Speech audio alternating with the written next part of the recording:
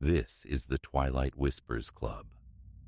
The sky dims, the wind stills, and somewhere between day and night, a story leans in to speak. These whispers aren't loud, but they stay with you. You've been invited. Lean in close and listen.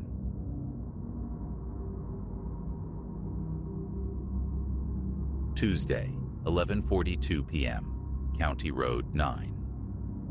Reality fractured somewhere out there in the black ink swallowing the farm fields. That precise moment marked the unraveling. I was piloting my weary sedan homeward after a draining shift at the distribution center, palms tacky on the wheel from a spilled, violently sweet energy drink. Headlights sliced a solitary tunnel through the oppressive dark, illuminating nothing but vacant pastures flanking the two-lane asphalt. No welcoming streetlights graced this stretch, only the sporadic wink of roadside reflectors marking oblivion's edge. The radio droned, some disembodied voice spinning webs of conspiracy. I wasn't truly absorbing the words.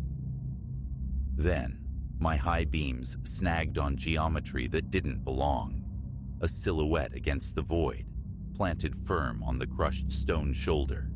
Dark windbreaker, denim legs, familiar brown hair. Sam's height, Sam's frame, Sam's face, caught fleetingly in the glare. My foot stomped the brake pedal before conscious thought could intervene. The car protested, tires biting asphalt with a low growl. I wrestled it onto the shoulder maybe 20 feet past him, gravel popping and crunching like brittle bones beneath the weight. In the rearview mirror, a distorted stage, I watched him amble toward me. It was Sam's walk, undeniably. That slight drag in his left leg, a ghost of some long-forgotten high school tackle. His gaze was fixed firmly on the ground beneath his feet, hands plunged deep into his pockets. Instinctively, my hand drifted toward the passenger door lock, intending to release it. The weak dome light threw the dashboard into stark alien relief. My phone buzzed, a frantic vibration against the plastic console. Sam. The name glowed accusingly on the screen. My fingers froze mid-air. I glanced from the luminous phone screen back to the shadowed figure in the mirror. 10 feet away now. I jabbed the answer icon. "Hey, Leo. Almost done driving. Mom's asking about Sunday dinner again." Sam's voice, clear and present, utterly mundane, piped through the speaker. "Where are you right now?" My tongue felt thick, clumsy. Home, obviously. Where else would I be? Just wrestled the twins into bed. Footsteps crunched on gravel, closer now, just behind the car's blind spot. "You're absolutely certain you're at home?" "Yeah, man. Haven't left since dinner. Are you all right? You sound off." I risked another glance in the rear view. The figure stood directly behind my bumper, head still bowed, posture unchanged, the limp still subtly present in his stance. Leo, still there? A tremor started in my hands. Cold sweat prickled down my spine despite the air conditioning blasting Arctic air. "Sam, I need you to do something. Urgently. Go to your front window right this second and tell me exactly what you see outside." "What the hell? Why?" "Please, Sam, just do it." Through the phone, I heard the muffled sounds of movement, the distinct echo of footsteps on hardwood floors. The figure behind my car was now level with the passenger door. Its face remained obscured by shadow and the downward tilt of its head. "Okay, I'm looking," Sam reported. Just the usual night scene. Henderson's place across the way. Porch lights burned out again. Street light on the corner. What am I supposed to be seeing? The passenger door handle clicked. A small metallic sound amplified tenfold in the suffocating silence of the car. My fist hammered the lock switch down. Simultaneously, I slammed my foot on the accelerator. Tires spun furiously, spitting gravel before finding purchase.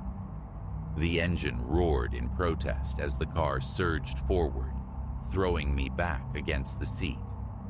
In the rearview mirror, shrinking rapidly, the figure stood motionless in the middle of the road, head still bowed, swallowed by the receding darkness.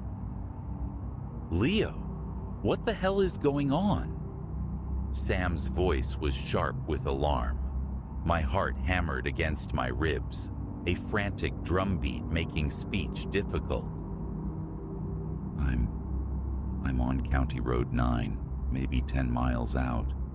I thought I saw... Saw what, Leo? I thought I saw you standing beside the road. A beat of stunned silence stretched across the line.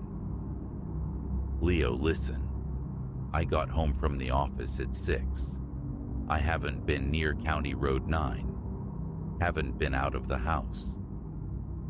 The speedometer needle climbed past 80, the painted yellow lines blurring into a continuous, hypnotic streak. My knuckles were white mountains on the steering wheel. "Stay on the phone," I managed, my voice thin. "Just keep talking to me."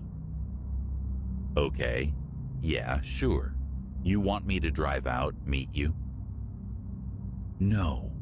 God, no, stay put. Just tell me about your day, anything. What did the kids do?" And so Sam talked. He recounted his son's triumphant slide into second base, his daughter's messy masterpiece involving glitter and glue, the leftover casserole that constituted dinner. Ordinary details, anchors to reality. I clung to the cadence of his voice, attempting to regulate my ragged breathing. Yet, my eyes kept flicking nervously to the rearview mirror. The road stretched behind me, vacant, a tunnel of darkness punctuated only by the faint red ghosts of my taillights. Still, an oppressive weight lingered in the car's atmosphere, thick and charged, like the air before a violent storm. Ash Street bled into Birch Lane, familiar territory. Streetlights cast pools of orange. Houses stood shoulder to shoulder, banishing the rural emptiness. My own driveway beckoned. Nearly there, I told Sam, relief making my voice waver. "Stay with me till I'm inside." "Wouldn't dream of hanging up. Want me to head over?" "No, it's okay. I'll call you right back." I swung into the driveway, the engine cutting out abruptly, leaving a ringing silence. For a long moment, I just sat there, key still clenched in the ignition, listening to the reassuring rhythm of Sam's breathing through the phone. "You made it?" he asked quietly. "Yeah, in the drive." "Okay, go inside, Leo. Lock everything up." Grabbing my work satchel, I stumbled out of the car. The motion sensor floodlight flared to life, bathing the familiar scene in harsh, unflattering white. Clara's SUV sat beside my sedan. Recycling bins stood guard by the garage. The garden hose lay coiled like a dormant serpent. Everything appeared aggressively normal. I fumbled with my keys at the front door, the metallic jingle amplified by my trembling hands.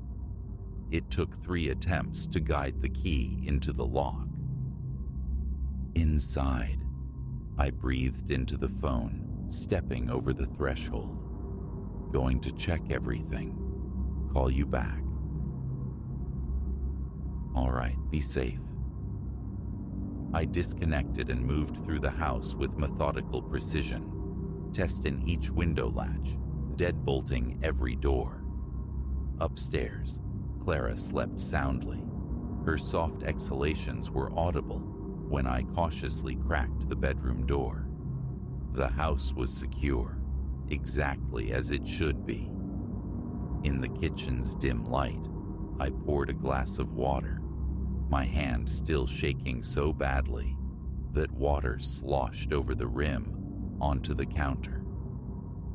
My phone pulsed again. Sam. Hey, I answered, my voice hoarse. You okay now? Yeah, I think. Everything's locked tight. Clara's asleep. Good. Hey, listen. I was thinking. Remember that story Dad used to tell about driving home late from the lumber mill? A cold knot formed in my stomach. The one where he saw himself on the road. That's the one. Said he was dead tired, working doubles, driving that same back route he always took. Saw a guy on the shoulder, got closer and realized it was him, looking right back at him. Same work clothes, everything. He said he just floored it, didn't stop, didn't look back, never saw it again. Probably just exhaustion, Dad working himself into the ground. Maybe, Sam conceded, but he swore it was real, right up until the end. Always said it felt like some kind of warning. I took another shaky sip of water. A warning? About what? He never figured it out. Nothing catastrophic happened right after. He lived another 30 years, healthy as an ox. A heavy silence settled between us. What did it look like, Leo? Sam asked eventually, his voice hushed. The thing you saw tonight? It looked exactly like you. From a distance anyway. Same build, same jacket you always wear, those jeans, that limp. But it never looked up. Kept its face hidden the entire time. Jesus, what do you think would have happened if you'd unlocked the door? I don't want to know. Another pause stretched. I should try and get some sleep, I said finally. Got the early shift. Okay, call me if you need anything. Doesn't matter the time. Thanks, Sam. I ended the call but remained standing in the darkened kitchen for a long while, listening to the house breathe around me. The refrigerator's low hum, the occasional click from the dishwasher finishing its cycle. Sounds of normalcy. Eventually, I dragged myself upstairs. Clara murmured slightly as I slid into bed but didn't wake. I lay rigid in the darkness, staring sightlessly at the ceiling, the night's events replaying on an endless loop, the figure materializing from the dark, Sam's voice grounding me, the impossible presence dissolving into the night. Sleep must have claimed me eventually, because the shriek of my alarm dragged me back to consciousness. 5:30 a.m. pale gray light filtered weakly through the bedroom curtains. Clara was already downstairs. The aroma of coffee drifted up. She kissed me distractedly as I entered the kitchen. "Rough night? You got in late," she observed. "Yeah, just tired." The words felt inadequate, false. Explaining felt impossible. I moved through the morning rituals on autopilot. Shower, dress, coffee gulped standing, keys grabbed from the hook. Clara reminded me about dinner at her parents' on Saturday. I nodded, the information barely registering. Outside, my car sat innocently in the driveway, washed clean by the morning light. Everything ordinary. But as I opened the passenger door to toss my lunch bag onto the seat, my breath hitched. Gravel. A scattering of small, sharp-edged stones lay accusingly on the floor mat. The exact type of crushed rock lining the shoulder of County Road 9. My hands shook as I brushed them out onto the concrete, the tiny stones skittering away. I started the engine, backed out, the familiar routine feeling utterly alien. The commute unfolded normally. Traffic signals cycling red, yellow, green. Fellow commuters sealed in their metal boxes, the radio spitting out forgettable pop songs instead of late-night paranoia. Everything was fine, except it wasn't. Except my eyes kept darting to the rearview mirror. Except a persistent prickle of unease crawled under my skin, a feeling of being watched, followed. Except Sam's words about Dad echoed relentlessly. A warning. But a warning of what? Work offered a temporary, fragile refuge. I clocked in, immersed myself in the mundane, shipping manifests, inventory checks, data entry. But the image lingered behind my eyelids. The figure on the roadside, head perpetually bowed, dragging its left foot. Around lunchtime, my phone buzzed. Sam again. "Hey, checking in. How are you holding up?" "Okay, just working." So, I did some digging online last night about stuff like what you saw. It's not entirely unheard of. These stories pop up.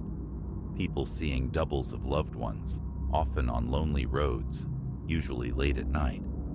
Sometimes they try to interact. Sometimes they just watch. "Sam, I really don't want to hear this right now." "Right, sorry. But here's the weird part. In a lot of these accounts, nothing overtly terrible happens afterward. Like with Dad, it's almost like glimpsing something parallel maybe. Something strange, but not necessarily malevolent."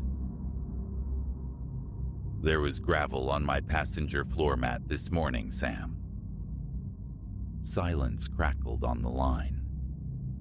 That can't be," Sam said finally, his voice strained. "You didn't let it in. You locked the door." "I know. We let that impossibility hang in the air. Just be careful driving home tonight, okay?" he said. "Yeah." I hung up, the weight in my chest heavier than before. The afternoon dragged, each minute stretching into an eternity. Every footstep behind me made me jump. Every opening door triggered a jolt of adrenaline. Finally, release. Standing in the vast parking lot, keys digging into my palm, I stared at my car as the sun bled orange and crimson across the horizon. I could take the long way home, detour around County Road 9 entirely, add 30 minutes to the drive. Avoidance felt tempting, cowardly. But no. Dad hadn't run. Not really. He'd kept driving. Whatever this was, facing it felt necessary. I slid behind the wheel, started the engine. Dusk deepened into true night. Soft rock murmured from the speakers, turned low. My senses were hyper-alert, straining against the quiet hum of the tires, listening for anything beyond the ordinary. County Road 9 unspooled before me, a black ribbon through an empty landscape. Fields dissolved into shadow on either side.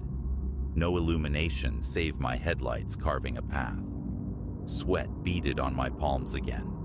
Every flicker of movement in the periphery, every glinting reflector seemed like watching eyes. I passed the exact spot. The shoulder was empty tonight, just gravel, weeds, and encroaching darkness. Then, headlights bloomed in my rearview mirror. Relief washed over me, swift and surprising. Just another car, company in the void. But the lights grew closer, brighter, far too bright. They filled the mirror, searingly intense, bleaching out any detail of the vehicle behind them. Pure white glare. My phone rang. Sam. I fumbled for it, answered. Leo, heading home. Yeah, almost clear. Got someone right on my tail, though. What kind of car? Can't tell. The damn headlights are blinding. It's just light. Pull over. Let them pass you. I eased the car onto the shoulder again, the familiar crunch of gravel under the tires. The blinding headlights remained fixed behind me. They're not passing, Sam, I reported, my voice tight. Okay, get back on the road then. Don't stop. I merged back onto the asphalt. The car behind shadowed my every move, maintaining the same oppressive proximity, the headlights never dimming. Still there. How far out are you now? 5 miles, maybe less. All right, Leo, listen carefully. Do not stop again. Whatever you see, whatever happens, you keep driving until you are inside your house. Understand? Then, abruptly, the headlights vanished. Not dimmed, not faded, simply gone, extinguished. I squinted into the rearview mirror. The road behind was utterly black, but something else was there now. Moving along the shoulder, a figure walking in the darkness, head bowed, that subtle, unmistakable limp in its gait. Sam, I choked out. What is it? It's back. Not in a car this time. It's walking, following me. Don't stop, Leo. Keep driving. I'm not stopping. My foot mashed the accelerator. The engine screamed. 70, 80, 90 miles per hour. I glanced at the mirror again. Impossibly, the figure was still there, maintaining its steady walking pace, yet somehow keeping pace with the speeding car. Almost home, I muttered, a prayer under my breath. It felt closer now, still confined to the shoulder, still walking, yet drawing nearer with each frantic second, defying physics. I wrenched the wheel, turning onto Ash Street. Streetlights, houses, a semblance of safety. The figure turned with me, now walking along the sidewalk. Birch Lane, my street. My house loomed ahead, lights blazing. Almost there. Good man, get inside, quick. I slammed into the driveway, killed the engine, snatched my bag. A final horrifying glance in the rear view. The figure stood motionless at the foot of my driveway, a dark sentinel. I bolted for the front door, key shaking violently, fumbling with the lock. Click. Inside, I gasped into the phone. It's standing right out front. Get the blinds closed, all of them. Don't look out. I raced through the house, yanking cords, shutting out the night, checking the deadbolts again. Clara wasn't back yet. Late shift at the hospital. Okay, done. Everything's locked. Good. Now what? Heart pounding, I risked a peek through a tiny gap in the living room blinds. The driveway was empty. The street beyond was deserted. It's gone. You sure? Absolutely sure. I checked another window, then another. Nothing but stillness and the orange glow of the streetlights. Yeah, vanished. Sam exhaled sharply, a sound full of static and relief.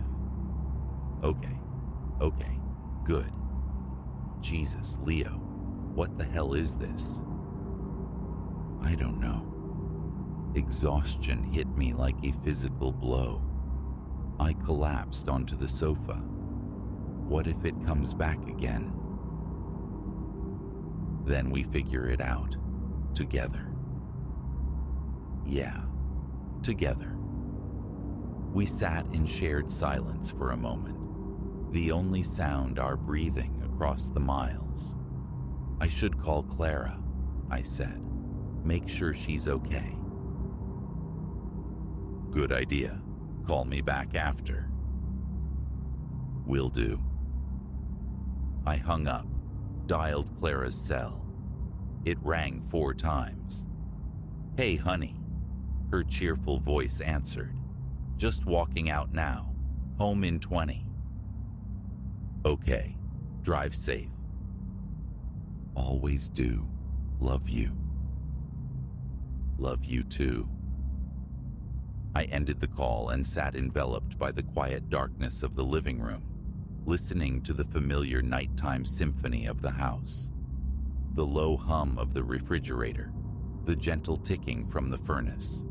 Normal sounds in an abnormal world. My phone buzzed. A text message from Sam. Check your passenger side floor mat. A cold dread washed over me. I went to the front door, peered through the peephole. Empty driveway, empty street. Unlocking the deadbolt, I stepped outside, opened the passenger door. The dome light flickered on, revealing them. Small, dark chips of gravel scattered across the carpet. Again, I shut the car door softly, locked it, retreated back into the house, dialing Sam immediately. There's gravel in the car again. His sigh was heavy. Yeah, I figured there might be. What does it mean, Sam? I don't know, Leo. Maybe nothing, or maybe it means everything. I walked to the window, peered out one last time. The street remained empty under the artificial light, but I knew, with a certainty that chilled me deeper than the night air, that somewhere in the surrounding darkness, it was still out there, waiting, watching, walking with that familiar, dragging limp, head down, always, head down.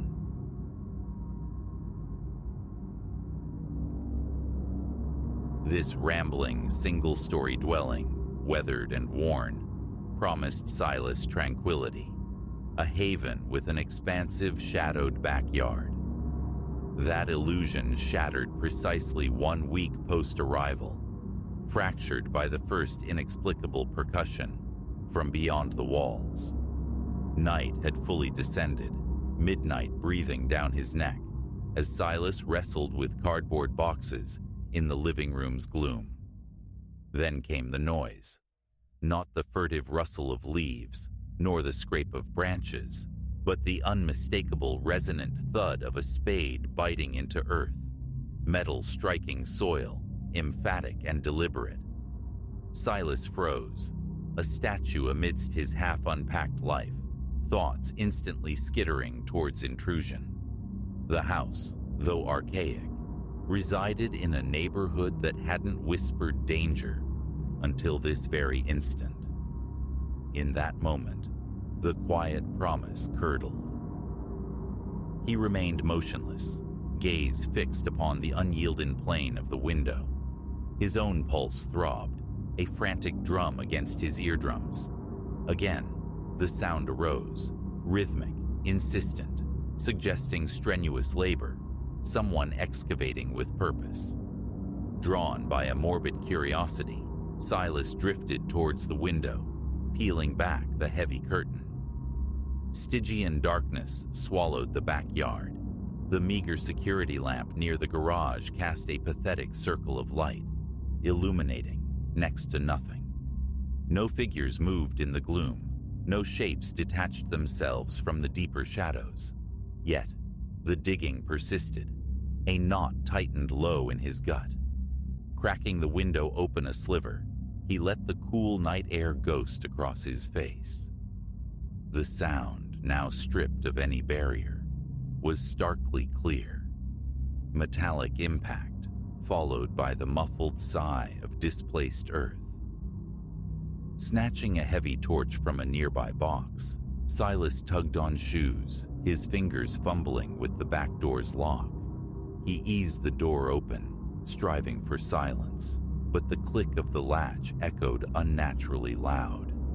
Instantly, the digging ceased. Utter silence descended. He hesitated on the threshold, the torch beam cutting a swathe across the dew-kissed grass. Nothing stirred. The yard lay inert, empty beneath the indifferent stars. Only the faint electric hum of a distant streetlight broke the profound quiet. For a long minute, Silas stood sentinel, sweeping the light across the patchy lawn, probing the darkness near the dilapidated garden bed, scrutinizing the skeletal frame of the shed huddled in the far corner. No human silhouette, no crouching form rewarded his search. The fine hairs on his arms lifted, prickling with an unseen current. He stepped down from the small concrete stoop, the damp grass yielding beneath his weight.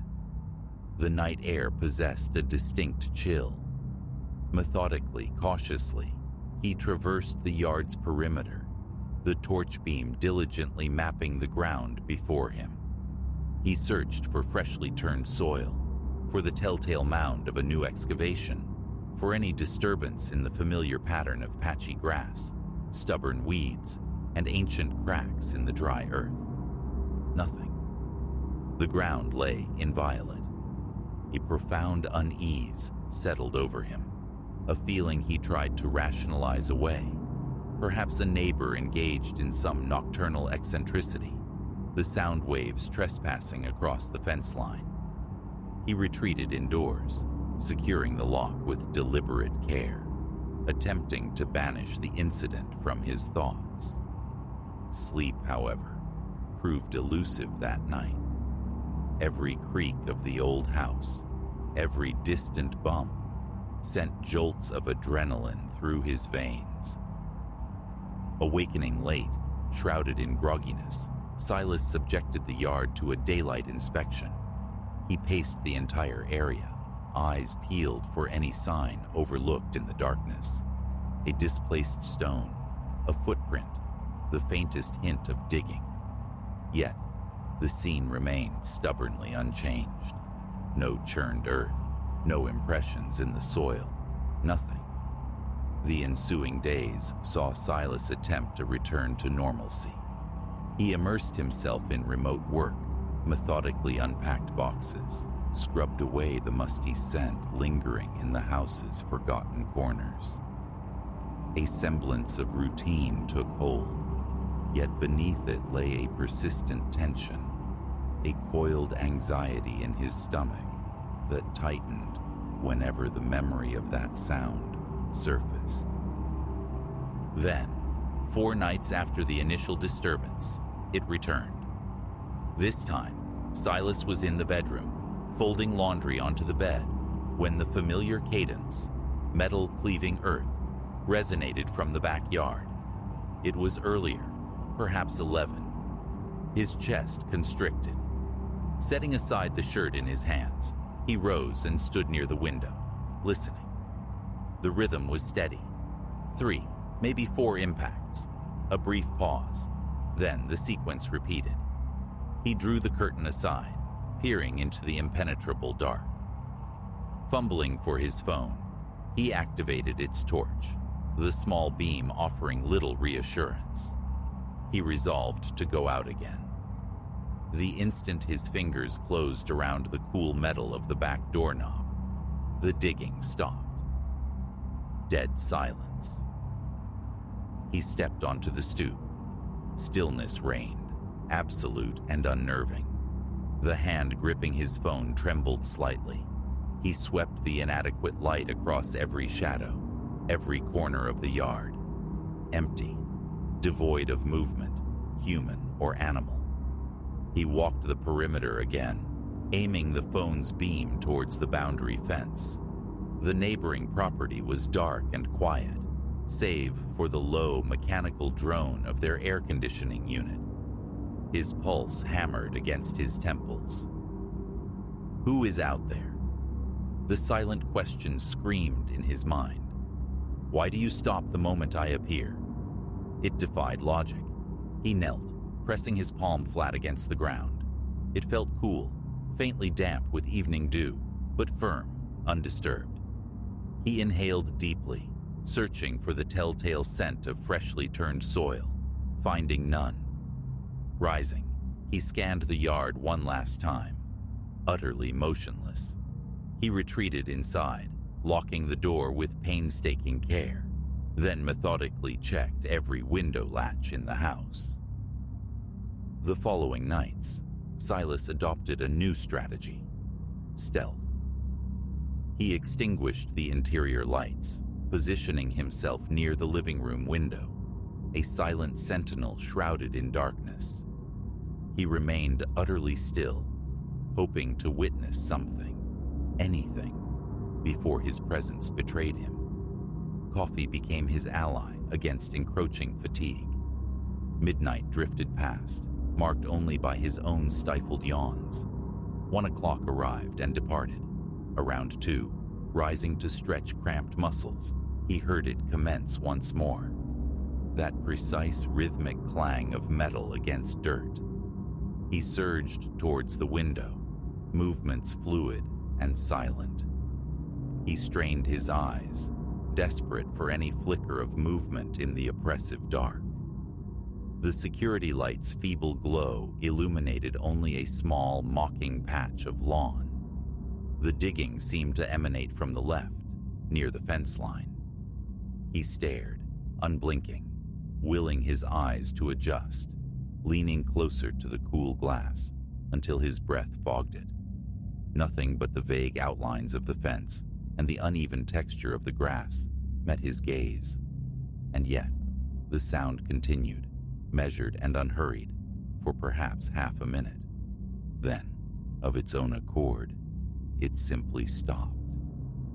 He remained frozen, holding his breath, waiting for its resumption. Silence answered. Night after night, the maddening cycle repeated. The percussive digging invariably began while Silas was secured indoors. The instant he initiated any move towards the back door, a step, the turn of a knob, silence fell like a curtain. It gnawed at his sanity. By day, he conducted exhaustive searches of the backyard, raking through the topsoil in suspect areas, even digging shallow exploratory pits himself. He unearthed only compacted earth, tangled roots, and embedded stones. no evidence of recent disturbance. The tall fence offered no obvious points of entry, and the gate remained securely locked. The possibility of an echo resurfaced, a phantom sound drifting from a neighbor's property. Yet the auditory source always felt undeniably his yard. He canvassed the adjacent neighbors during daylight hours, inquiring about late-night gardening or construction. They regarded him with expressions ranging from pity to suspicion, flatly denying any such activity. Driven by mounting desperation, Silas invested in a motion-activated floodlight. He installed it high on the back fence, angling it to command a wide view of the central yard. Testing it at dusk, pacing back and forth, he watched the powerful beam slice through the twilight, bathing the area in stark, revealing light. This, he reasoned, would surely expose the nocturnal intruder. A fragile sense of security settled over him for a couple of nights. Then, around 11:30 evening, the digging resumed. Silas waited in the darkened house, breath held, eyes glued to the backyard, anticipating the sudden blinding glare of the floodlight. It never came. The digging continued, methodical and unperturbed, for its usual minute or so. He crept towards the back door, easing it open, but the hinges emitted a faint, protesting squeak. The sound outside instantly vanished. Peering out, he saw the yard plunged in darkness. The floodlight remained inert, its sensor clearly untripled. The yard was empty, still. A bead of sweat traced a path down Silas's temple. His stomach churned. He walked out into the yard, directly beneath the unlit floodlight, sweeping his torch beam across the ground. Undisturbed, he examined the sensor unit, powered, functional. He paced before it again. The light instantly flared to life, flooding the grass. It worked perfectly, which meant nothing substantial enough to trigger it had crossed its path during the digging.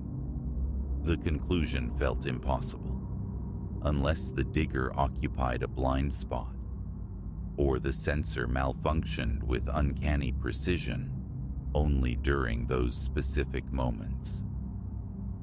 The lack of logic was suffocating. His sleep thoroughly ruined, Silas resolved to mount an all-night vigil directly on the porch. Armed with a thermos of strong coffee and a folding chair, he positioned himself near the back door, extinguishing all house lights to blend into the shadows. Midnight arrived, heralded only by the chirping chorus of crickets. He sat, sipping coffee, the silence stretching thin. Time became viscous, crawling. His eyelids grew heavy. A dull ache settled in his neck. He stood periodically, stretching stiff limbs. Back in the chair, the illuminated face of his phone displayed 2:47 a.m. He was teetering on the edge of sleep when the realization struck him. Absolute silence. No digging, no metallic impacts, nothing beyond the ambient sounds of the night. He forced himself to remain awake until the first gray hints of dawn painted the eastern sky. Still, nothing. The rising sun found him slumped in the chair, drained, frustrated, and no closer to an answer. He attempted to suppress the obsession for a few days, seeking refuge in routine, achieving near normal sleep. But the respite was temporary. It happened again, shortly after midnight. This time, exhaustion held him captive in bed. He simply lay there, staring at the oppressive darkness of the ceiling, his heartbeat a heavy thud against his ribs. The metal-on-dirt percussion was sharp, undeniable. After several strikes, a surge of frustrated energy propelled him upright. He moved swiftly to the window, determined to finally see. The instant his fingers brushed the curtain fabric, the sound ceased. A cold tingle traced his spine. Fury, hot and sharp, welled within him. It felt personal now, like a deliberate, malicious game. Yet every confrontation, every attempt to catch the perpetrator red-handed, resulted only in abrupt, mocking silence. One night, phone clutched ready, Silas planned to capture audio evidence before the inevitable cessation. Hearing the familiar rhythm begin around 11, he initiated the recording. He crept towards the window, phone held aloft like a talisman. The moment he neared the glass, silence fell. Playing back the recording yielded only the sound of his own tightly controlled breathing against a backdrop of profound quiet. The phenomenon refused digital capture. Subsequent attempts to leave a recording device running while he was elsewhere proved equally fruitless. The sound, it seemed, performed only for a live audience, and only until that audience made a move. Self-doubt began its insidious creep. Silas prowled the house again, exploring the damp confines of the basement, the dusty reaches of the attic, the cluttered interior of the backyard shed. He scrutinized the ancient plumbing, listened for mechanical groans, searched for any internal source that could mimic that specific, earth-disturbing sound. Nothing fit. Every rational assessment pointed outwards, to the yard. Yet the yard remained inscrutable. He entertained the notion of an animal, some nocturnal creature with bizarre habits, but no known fauna made such a consistently metallic noise.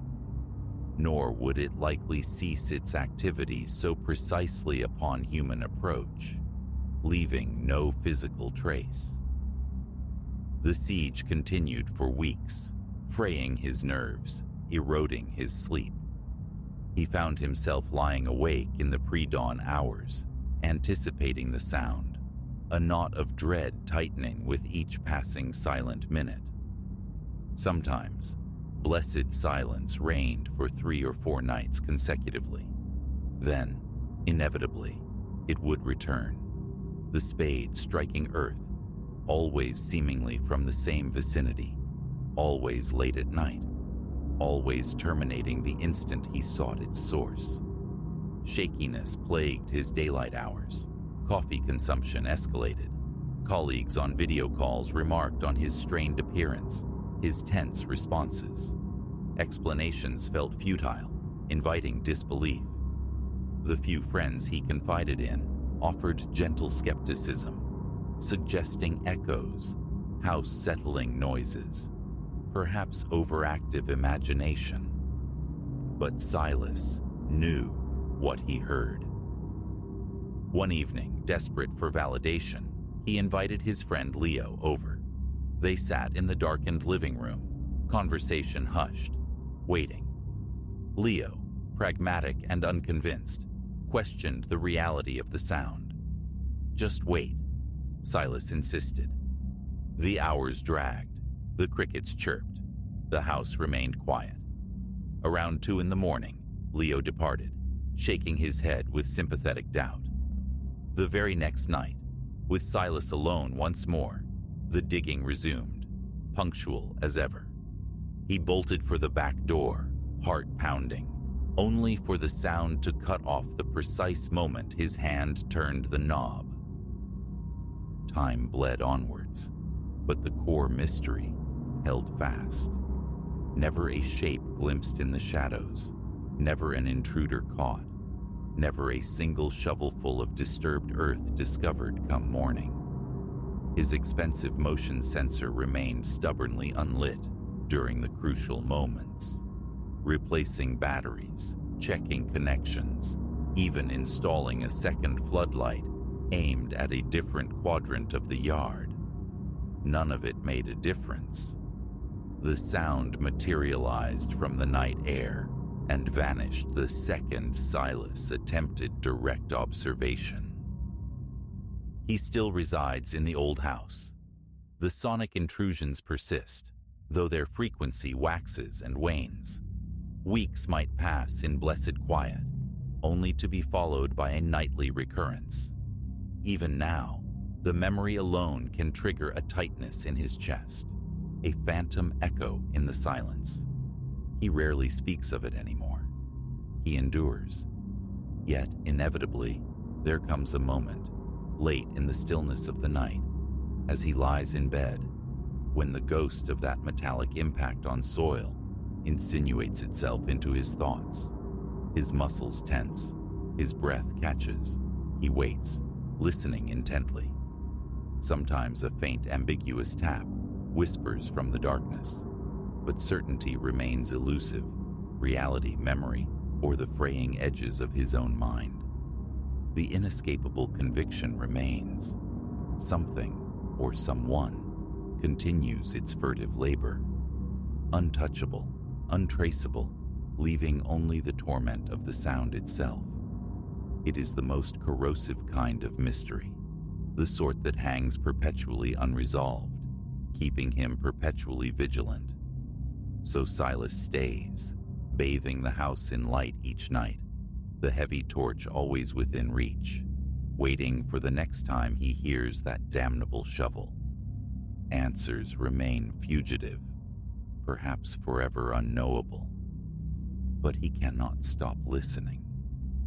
It feels as though this house, from the very first week, held something in store for him, a disquieting secret it has yet to fully reveal.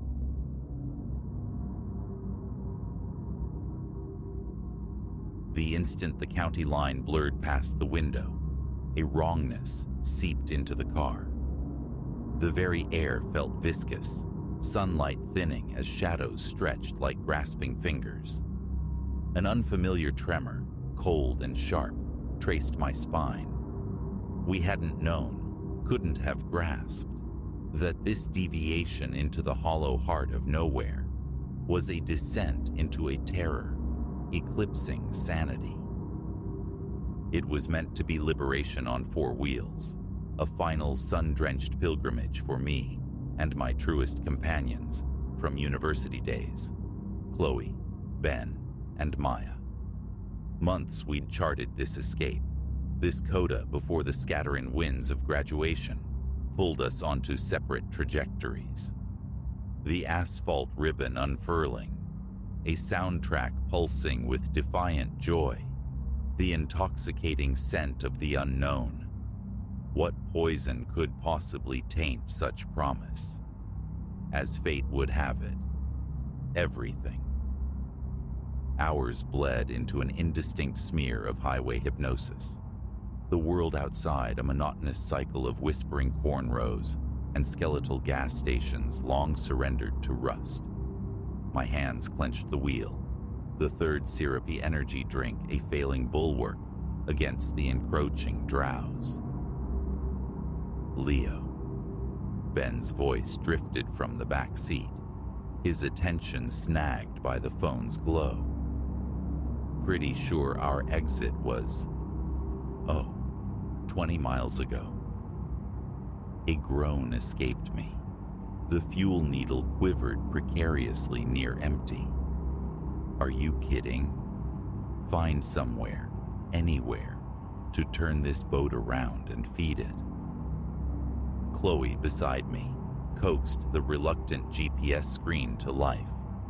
There's a town marked just ahead, Harrow Creek, shows a gas pump icon.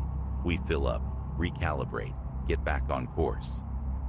A perfectly reasonable suggestion then, a fleeting pause in our journey. If only ignorance hadn't been our shield. Drawing nearer Harrow Creek, the silence struck first. The radio, moments before spitting out defiant pop anthems, dissolved into a blizzard of static. Maya leaned forward, twisting the dial through the frequencies, finding only variations of white noise, punctuated by fractured whispers, that mimicked speech, but held no meaning. "Strange," she murmured, silencing the hiss. The quiet that rushed in felt heavy, suffocating, broken only by the rhythmic crunch of tires on decaying pavement.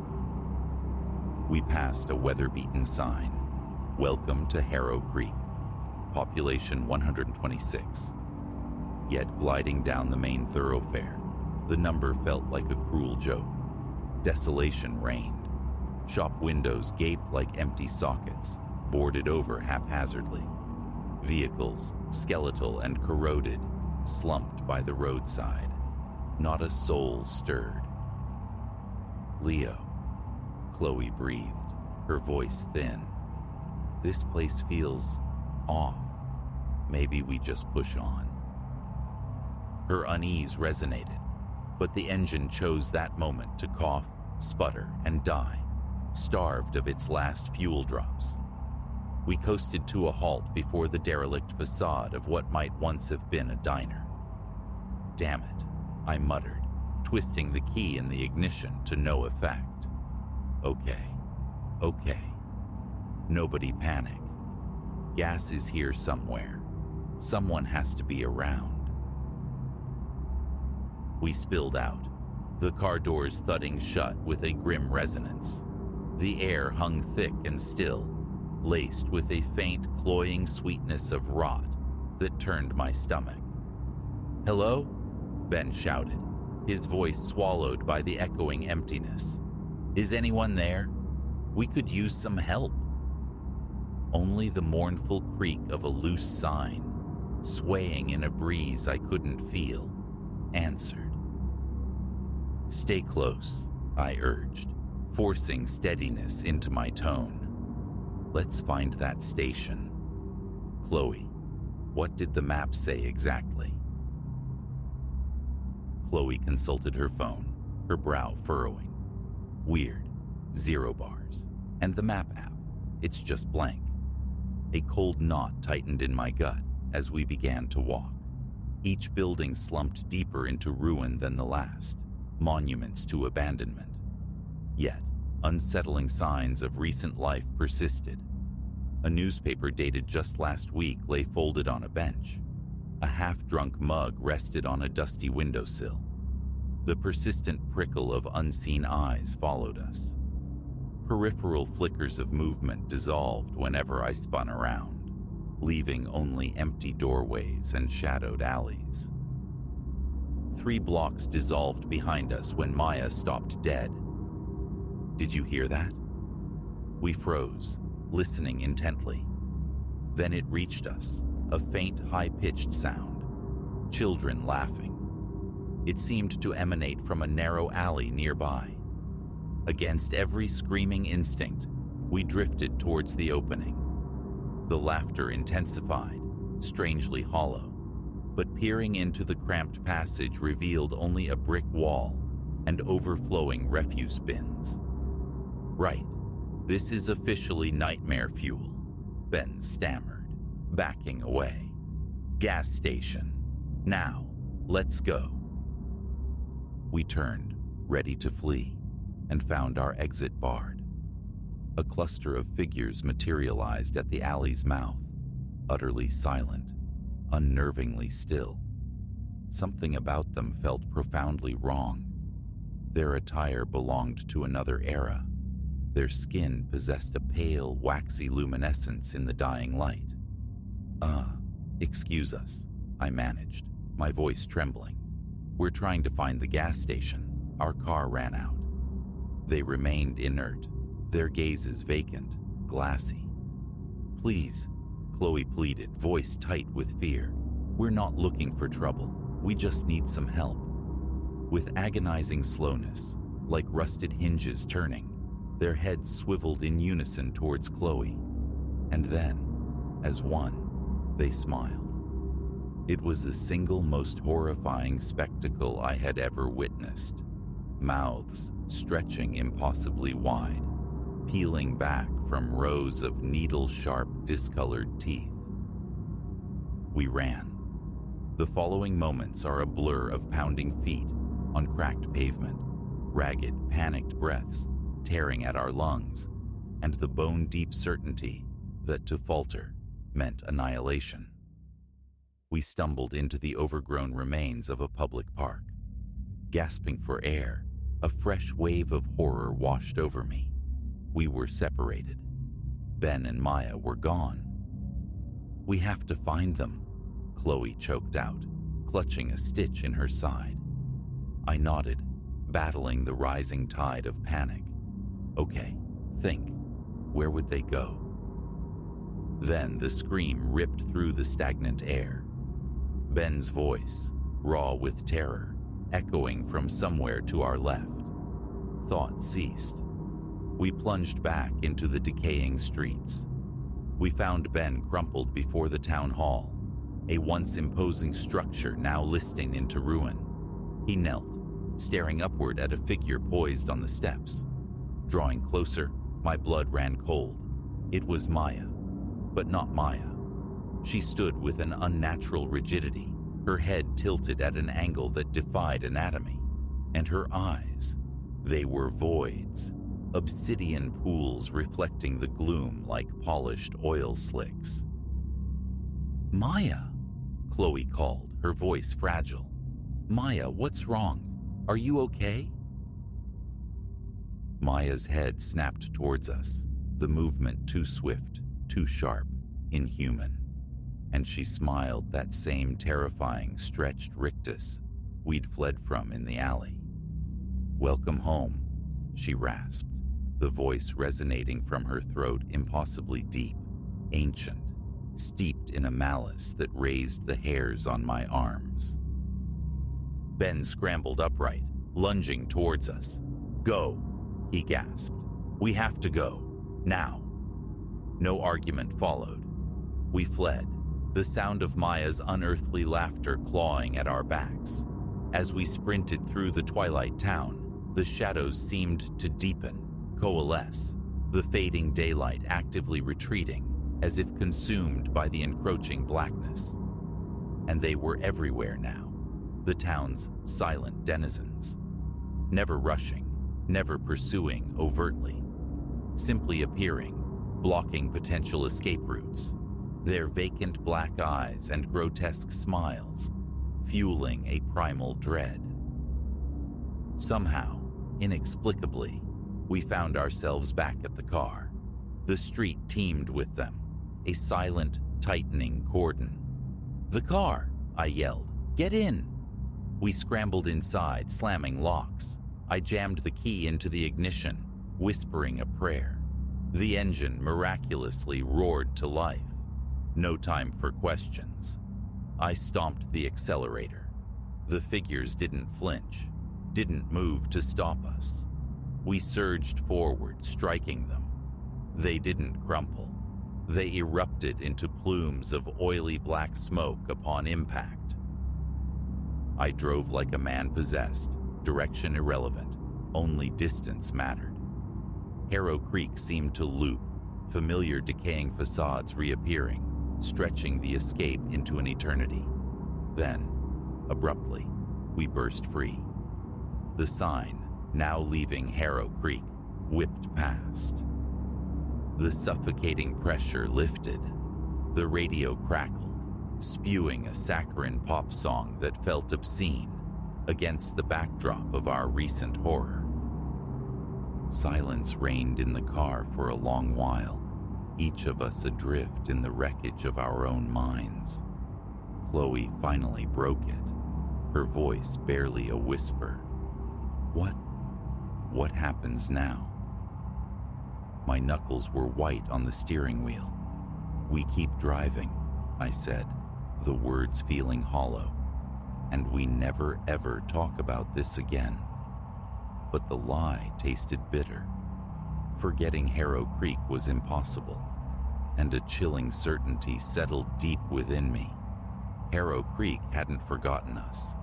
As we devoured the miles, putting physical space between us and that cursed place, the sensation lingered that our nightmare wasn't concluded, merely paused.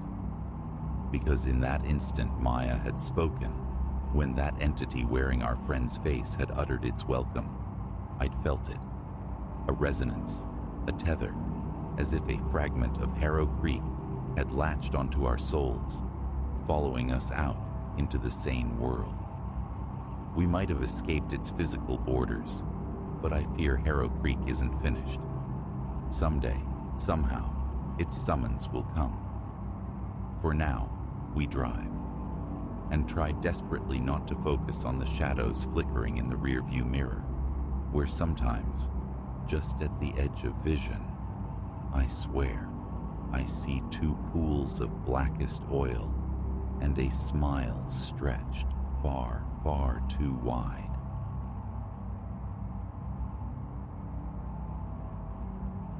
Necessity, stark and unadorned, drove Elias Thorne to accept the nocturnal vigil at the Blackwood Building, a stone titan brooding on the city's fringe.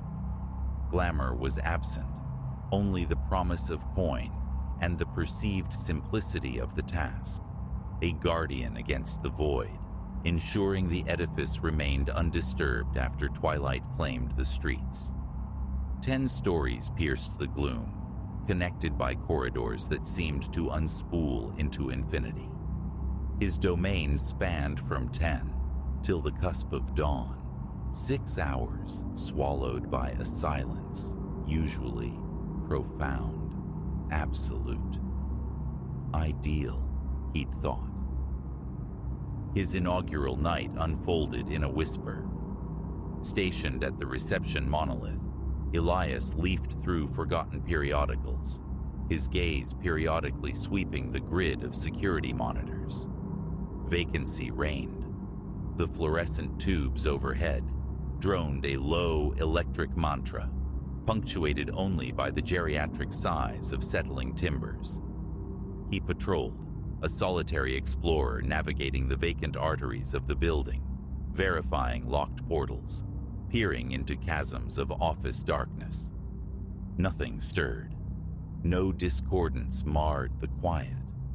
By shift's end, confidence bloomed. This sentinel duty would be effortless.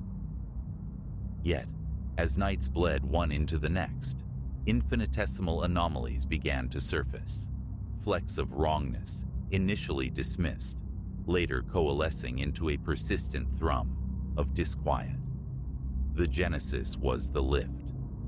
Precisely as the clock hands converged on 2, a resonant chime would echo through the lobby, the brass doors parting like theater curtains.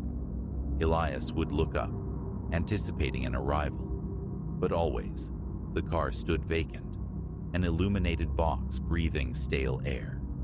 It lingered, patiently agape, for a minute, perhaps 2, before the doors slid shut and it ascended, summoned by an unseen hand from the upper strata. A mechanical ghost, he reasoned, a phantom twitch in the building's ancient nervous system. One night, however, the tendrils of curiosity tightened their grip. The 2 a.m. chime sounded its punctual call. Elias rose, traversed the polished floor, and stepped into the waiting lift. His intent: ascend, discover the source of this nightly ritual. He pressed the button for the 10th floor. No sooner had the doors sealed than the carriage halted abruptly. Lights sputtered, casting frantic shadows before the lift plummeted a sickening few feet. A jarring metallic groan accompanying the descent. Elias clung to the handrail, his equilibrium lost, yet the fall ceased as suddenly as it began. The lights flickered back to a steady, sickly glow, and the ascent resumed, smooth now, towards the summit. Stepping onto the 10th floor, unease clung to him like a shroud. Silence pressed in, thick and suffocating. The corridor stretched before him, a tunnel of gloom relieved only by the faint, distant ember of an exit sign. Imagination, paranoia. He wrestled with the rational explanations, yet the feeling of profound wrongness persisted, an icy certainty in his gut. He performed a cursory inspection, his flashlight beam slicing through deserted offices. All was still, orderly, yet intensely cold. A trespasser's guilt prickled his skin. He felt profoundly unwelcome. Retreating to the lift, he stabbed the call button, relief washing over him as the doors eventually sighed open.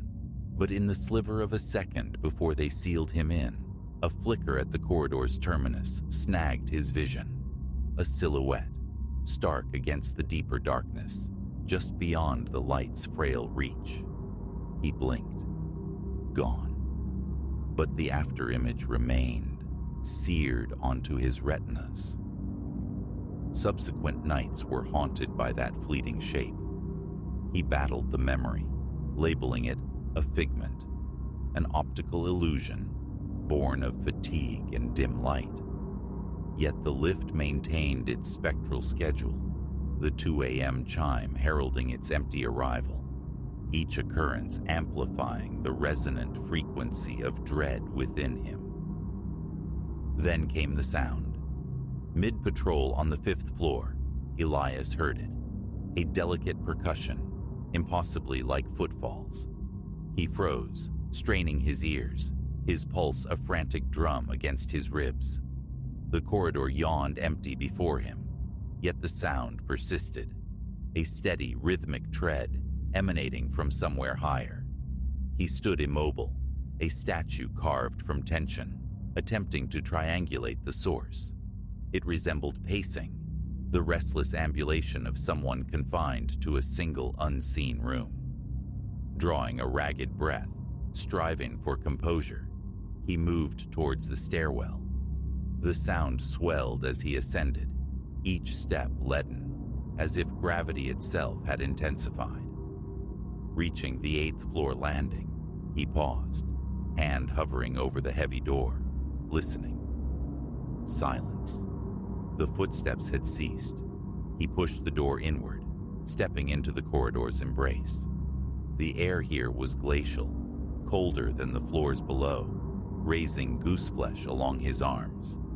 He advanced cautiously, his torch beam dissecting the shadows, probing vacant doorways. Stillness reigned, absolute and profound, yet the conviction of being observed, of not being alone, was a palpable weight. As he turned to retreat, it returned. Footsteps, distinctly behind him. He spun, flashlight slashing wildly down the corridor's length. Nothing. Only the empty expanse receding into blackness. He stumbled backward, his grip on the flashlight fiercely tight, heart hammering. Retreating to the stairwell, his own hurried steps echoed unnervingly, chasing him down flight after flight until he regained the relative sanctuary of the lobby. Behind the desk, he fought to regulate his breathing, whispering denials to the oppressive silence. Paranoia, exhaustion, surely. But the fear felt chillingly authentic. The nocturnal pacing became a fixture in the nights that followed, always originating from the upper floors, always faint, a subtle torment gnawing at his composure. He attempted detachment, focusing fiercely on the mundane aspects of his duty. But the building itself seemed to have awakened, its atmosphere charged, watchful, anticipating his every move. One evening, while making his rounds on the 9th floor, he saw it clearly. A shadow solidified, standing sentinel at the corridor's far end, just beyond his flashlight's effective range. He stopped dead, heart seizing, mind fracturing. The form was tall, its edges blurred by the profound darkness, yet he felt its attention, an invisible pressure, focused entirely upon him. He took an involuntary step back, his hand trembling violently. The figure responded, detaching itself from the gloom, taking one slow, deliberate step forward. Elias broke. He turned and fled, his pounding feet a frantic tattoo against the linoleum. echoing through the desolate hallway as he sprinted for the stairs. He didn't dare look back, didn't pause until he collapsed behind the lobby desk, breath tearing at his lungs in ragged gasps. What could he do? Report this? To whom? Who would lend credence to the spectral fears of a lone night watchman in a forgotten building? He tried to rationalize, to banish the image, blaming weariness, but the terror remained, a cold, hard knot in his stomach. The following night, Elias resolved to remain anchored in the lobby. No more patrols. He would watch the monitors, the silent eyes scattered throughout the edifice. He sat rigid, gaze locked on the screens displaying empty corridors, waiting. 2 a.m. The elevator chimed, punctual as fate. The doors slid open onto the vacant lobby. He stared, pulse throbbing in his temples, bracing for something to emerge from the illuminated void. Nothing. Just the empty car, waiting. Then, his eyes snapped to one monitor, the 10th floor. There it stood, the shadow, motionless in the hallway, observing the camera lens. A frigid sweat beaded on his forehead. He watched, transfixed, unable to tear his gaze away. The figure remained utterly still, featureless in the gloom. Then, it moved, a slow glide forward, closing the distance to the camera. Fear surged, raw and primal. His heart pounded violently, his hands clenched into useless fists. He was rooted to the spot, escape an impossible concept. The figure halted, its form filling the screen, mere inches from the lens, staring directly through the monitor, at him. Now he could discern its eyes, twin voids, black and fathomless, radiating a cold, insatiable hunger. A glacial wave washed down his spine. In that instant, with absolute certainty, Elias knew it was coming for him. He launched himself from the chair, snatching his coat and keys, and bolted for the main entrance. The slap of his shoes on the marble floor echoed cavernously through the vast, empty lobby. He didn't stop, didn't look back, propelled only by sheer terror into the pre-dawn darkness. He tendered his resignation the next day.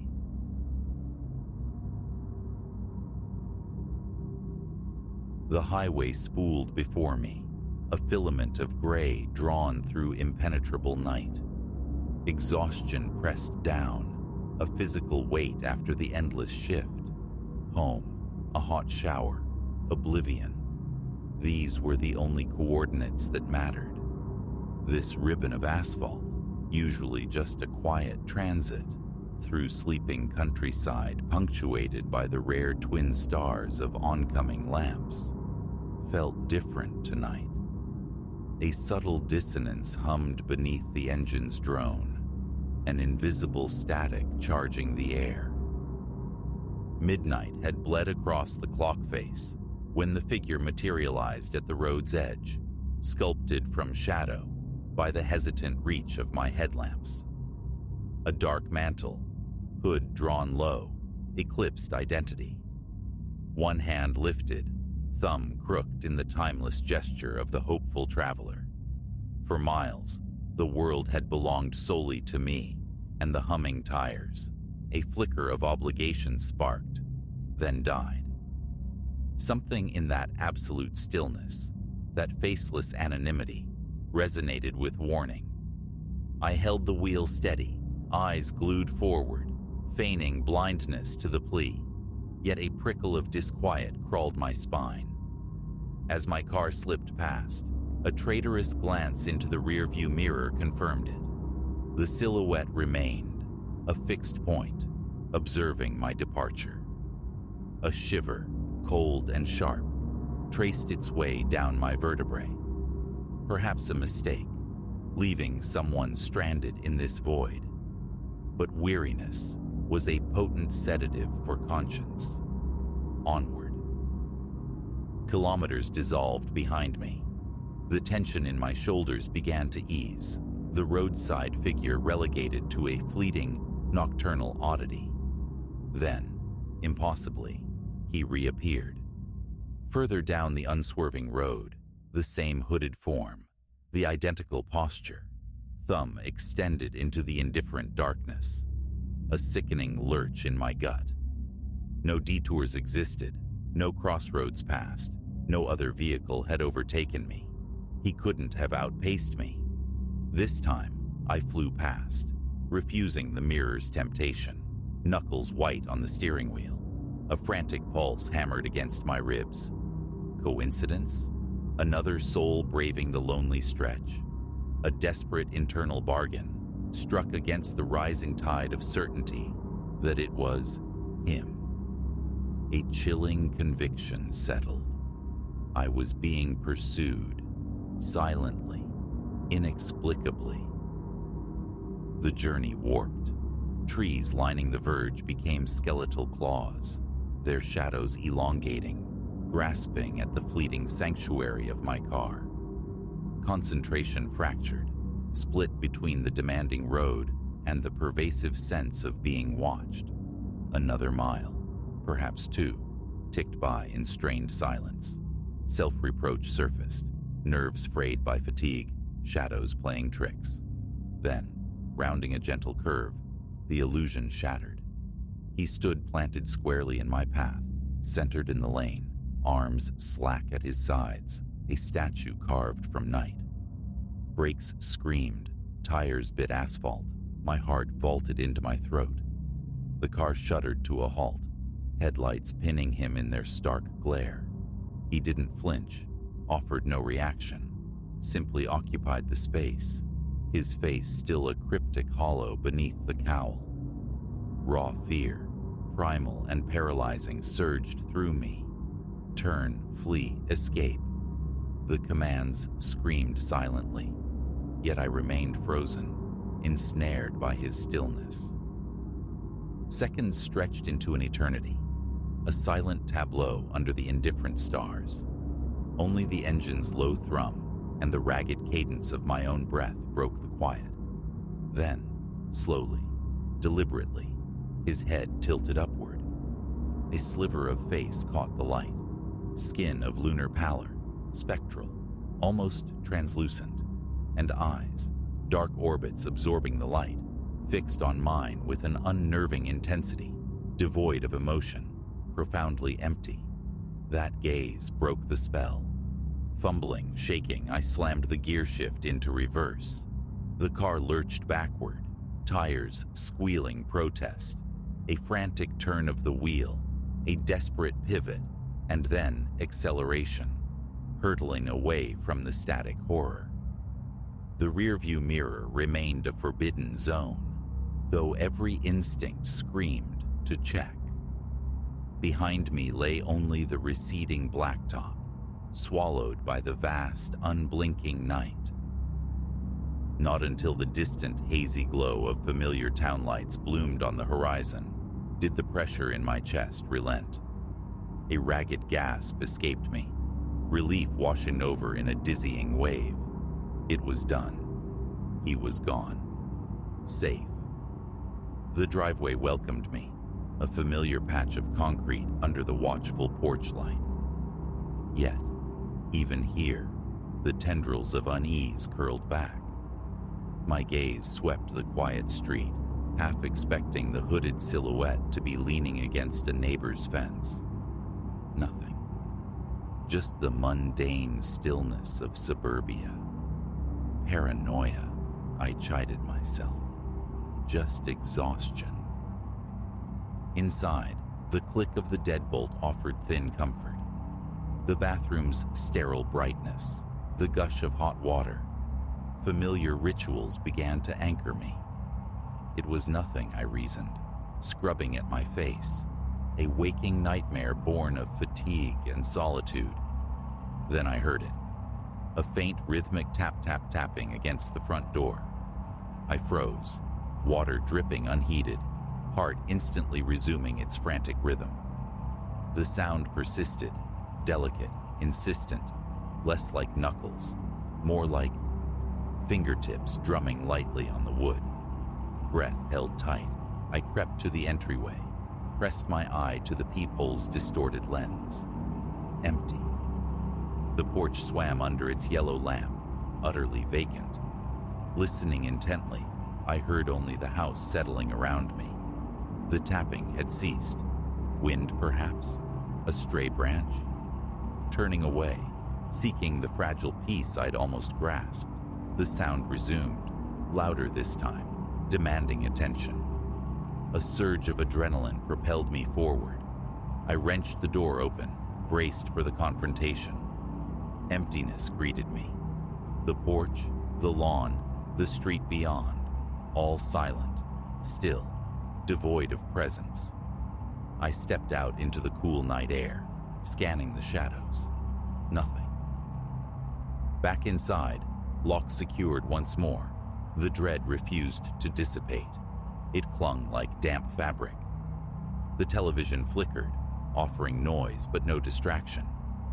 Every creak of the floorboards, every sigh of the old house sent jolts through my system.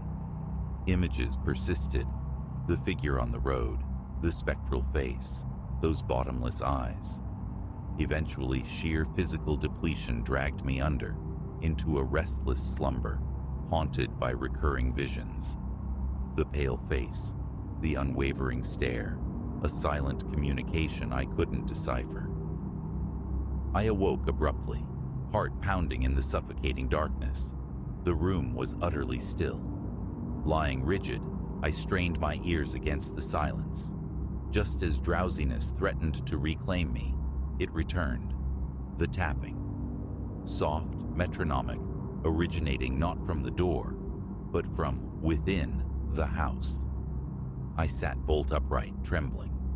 The sound continued, steady as a heartbeat, a skeletal rhythm echoing from the living room. Barefoot, silent, I navigated the familiar darkness, drawn toward the source. It emanated from the large picture window overlooking the backyard. Hesitantly, pulse thundering, I reached for the heavy curtain, inching it aside. He was there, inches away, on the other side of the glass. His face, illuminated by the faint moonlight filtering through the trees, pressed close. Those same cold, vacant eyes locked onto mine. One hand rested flat against the pane, fingers drumming that soft, insistent rhythm, a ghastly invitation or a patient summons. A strangled gasp tore from my throat. I stumbled backward, unable to sever the visual connection, mesmerized by the sheer, terrifying proximity. He remained perfectly still, save for the ceaseless motion of his fingertips against the glass. His eyes held an abyss. Turning, I fled, scrambling down the hallway, slamming the bedroom door shut, fumbling with the lock. I collapsed against the wood, back pressed hard, listening to the profound silence that had fallen once more. Alone in the dark, the question hammered. Was he still out there, just beyond the walls, patiently waiting? Morning light revealed nothing. No footprints marred the dew-kissed lawn. No smudges stained the window pane. No tangible trace remained of the night's visitor. Yet, the memory is indelible, branded onto my consciousness, and sometimes, drifting in the liminal space between wakefulness and sleep, I hear it. A faint, rhythmic tapping carried on the silence, a ghostly echo reminding me that the watcher, the phantom traveler, is never truly gone. He waits.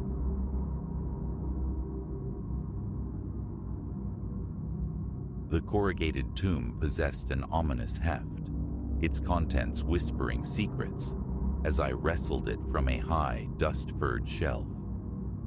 Professor Alistair Finch's office, a labyrinthine monument to scholarly obsession, crammed with texts, relics, and steel cabinets, somehow made this plain container conspicuous. Unmarked, bound fast by swathes of packing tape turned the brittle yellow of old bone, it seemed to pulse with a latent energy. As I lowered it onto the cluttered expanse of his desk, an icy tremor traced my vertebrae. An undeniable premonition settled. I stood on the threshold of knowledge best left undisturbed. I am Ilara Vance, postgraduate researcher, occasional custodian of absent academics' homes, and, quite suddenly, reluctant navigator in a mystery that had never sought my participation. The entanglement began with deceptive simplicity. Professor Finch, my thesis supervisor, required a house sitter during his symposium tour across Europe. Merely attend to the flora and retrieve the post, he'd instructed, keys offered with a smile that barely registered my presence. And perhaps impose a touch of order on my study. If you find the time, splendid. He neglected to mention his study resembled a minor library, cross-pollinated with a cabinet of curiosities, subsequently detonated. Days I'd spent submerged in the academic detritus, wrestling paper drifts, cataloging forgotten volumes, striving to carve pathways through the delightful chaos. And then, I unearthed the box. Hesitation seized me, my fingers hovering above the aged adhesive. This excavation wasn't part of the agreement. Retreat, replace it, feign ignorance, prudence, screamed silently. Yet curiosity, that siren song of the intellect, hummed a more compelling tune.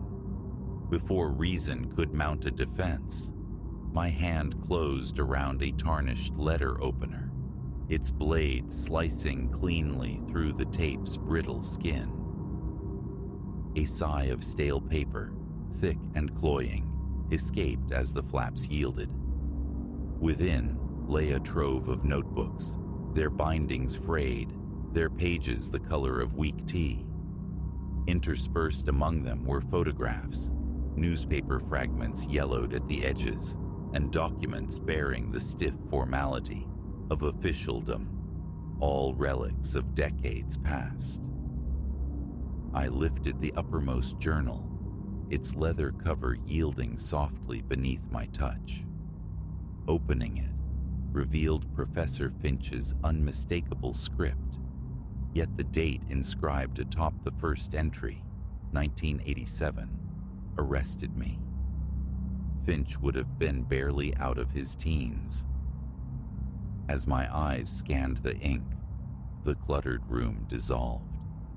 The metronomic tick of the grandfather clock in the hall, the distant hum of afternoon traffic, the very air thick with dust motes, all receded.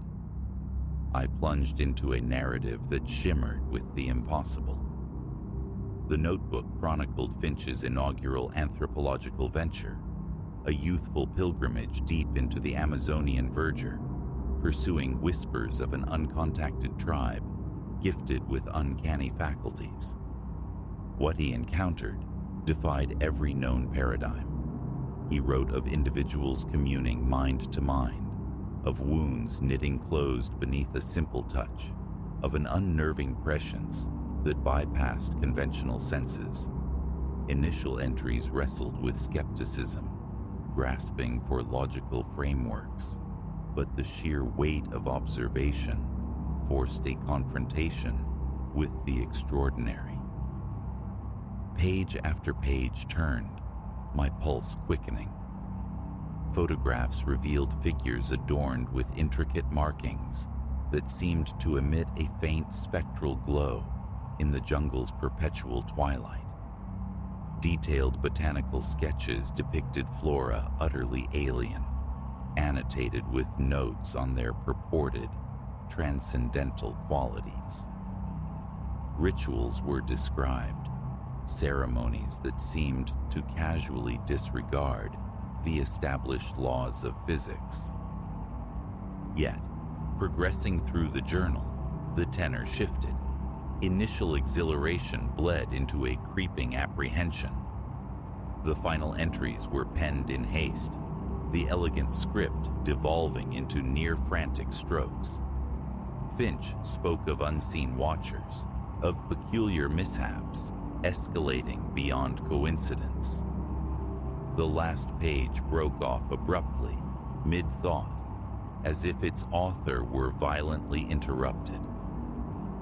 I laid the notebook aside, a tremor in my hands. This had to be fabrication, surely. Elaborate notes for some speculative novel? But sifting through the box's remaining contents painted a far more disquieting canvas. Documents, starkly official, despite heavy redactions, yielded chilling phrases, subjects acquired, anomalous abilities documented, brittle news clippings recounted the inexplicable vanishing of an entire indigenous community in the Amazon basin, and the photographs, many blurred, poorly focused, yet undeniably capturing forms that owed more to cinematic illusion than human anatomy. A cold certainty coalesced as the fragments clicked into place. If this chronicle held even a sliver of truth, Finch had stumbled upon something monumental, terrifyingly potent, the sort of revelation powerful entities would move mountains to suppress. Why retain such damning evidence? Why leave it accessible, however buried? The answer struck like a physical blow. He intended it to be found. Not negligence, but contingency. A dead man's switch, ensuring the truth would surface, should he fail to. As if summoned by the thought, my phone vibrated against the desk. A message from an unlisted number. Replace the contents. Erase your memory of them. Your safety depends on it. My blood turned to ice water.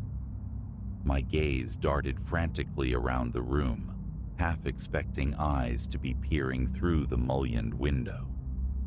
Nothing but the tranquil street scene of a university town drowsing through a weekday afternoon. Every instinct screamed compliance. Seal the box, bury the memory, return to watering ferns. But I couldn't. The enigma was too profound, its potential repercussions staggering. If Finch's discoveries were genuine, they threatened to rewrite the very definition of human potential. With hands that shook, I began photographing every item, each notebook page, every redacted report, every haunting image. The phone's camera flashed, capturing the secrets, uploading them rapidly to encrypted cloud storage. Whatever ensued, a record would persist. My thoughts raced, frantic. Who sent the warning? How could they possibly know what I'd uncovered? And crucially, where was Alistair Finch? Was the European Symposium merely a convenient fiction? So consumed was I by this digital preservation that the approaching sounds barely registered. Measured heavy footfalls, halting directly outside the study door. My heart vaulted against my ribs. Then, the distinct metallic rattle of keys turning in the lock. Panic flared. I scrambled, shoving the contents haphazardly back into the corrugated box. The flaps were barely closed when the door swung inward. Two men, clad in severe dark suits, filled the doorway, their faces impassive masks. Not campus security, that much was instantly apparent. One advanced, his right hand slipping inside his jacket. "Miss Vance?" His voice was flat, devoid of inflection. "We require you to accompany us." Instinctively, I retreated, mind spinning. How did they know my name? What did they want? The answers were terrifyingly obvious. They sought the box, the explosive truths nestled within. I'm afraid there's some mistake, I managed, striving for a steady tone. Professor Finch asked me to look after his plants. The man's expression remained unchanged. Let's avoid any unpleasantness. We merely have some inquiries regarding your recent findings. My eyes flickered towards the window. Second floor. A survivable drop, perhaps, if I could just. He anticipated the thought, moving with startling agility to intercept my path. That would be ill-advised, Miss Vance. We have no intention of causing you harm. A conversation is all we require. Yet, his eyes held a chilling contradiction, promising something far removed from discourse. Whatever Finch had unearthed, whatever secrets this box guarded, these men were its designated undertakers. In that sliver of time, a choice crystallized. This couldn't be the end. The truth deserved more than silent burial. Fueled by a surge of pure adrenaline, I seized the box and flung it directly at them. In the instant of their startled reaction, I bolted past, bursting into the corridor. I ran as if pursued by demons, down the echoing stairwell, through the heavy oak doors, and out into the indifferent afternoon air. Behind me, shouts erupted, followed by the heavy rhythm of pursuit. But I didn't dare look back. I ran, legs pumping, carrying me away from the ivy-clad buildings, into the anonymous flow of the town's streets. Gasping for air in the shadowed refuge of an alleyway, the magnitude of the shift crashed down. My life, just moments before defined by footnotes and library finds, had irrevocably fractured. I was now enmeshed in something vast, a clandestine narrative spanning decades and continents.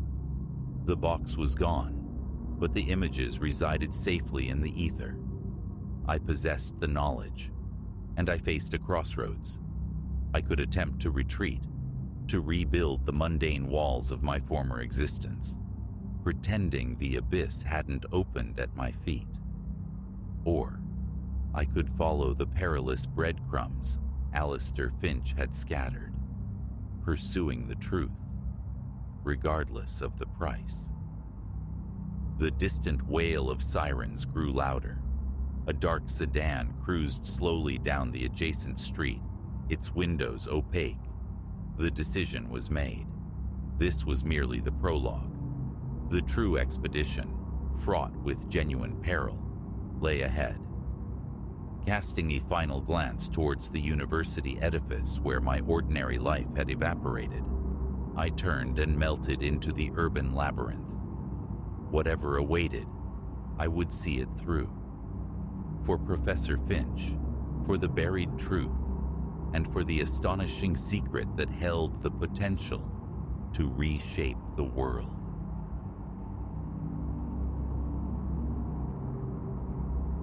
Gravel Ridge, Michigan, a forgotten pinprick on the map where the northern pines crowded close, suffocating the roads. My business trip deposited me there, adrift in a place that hibernated deeply outside the brief, violent pulse of hunting season. A town where the streetlights blinked off promptly at 8, surrendering the night to the encroaching wilderness. The sole bastion against the dark was a 3-story hotel, a skeletal structure that sagged under the weight of forgotten decades. Its carpets were trodden pathways through faded floral landscapes. The wallpaper curled away from the walls like sunburnt skin, a cloying subterranean scent of damp, clung stubbornly to the air. Still, it offered refuge, a horizontal surface to cradle a weary traveler. That was sufficient. Check-in was a muted affair. The woman behind the counter, gaunt and pale, slid the key across the worn laminate without preamble, her gaze perpetually skittering towards the shadowed corridor, yawning behind her. A transaction steeped in haste and a quiet, unnamed anxiety. It brushed past me, though, dismissed by the fatigue pressing heavy on my shoulders.